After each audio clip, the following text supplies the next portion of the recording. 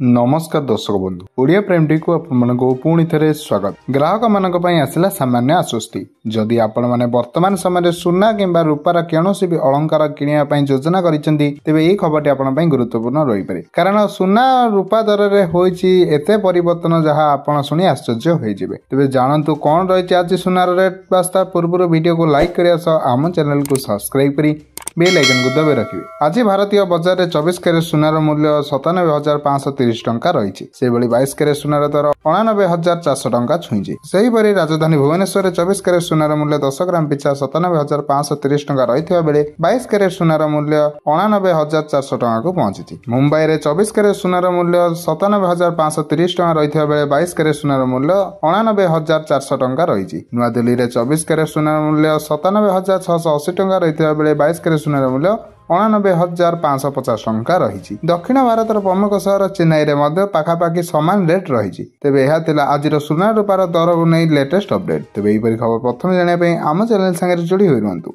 धन्यवाद।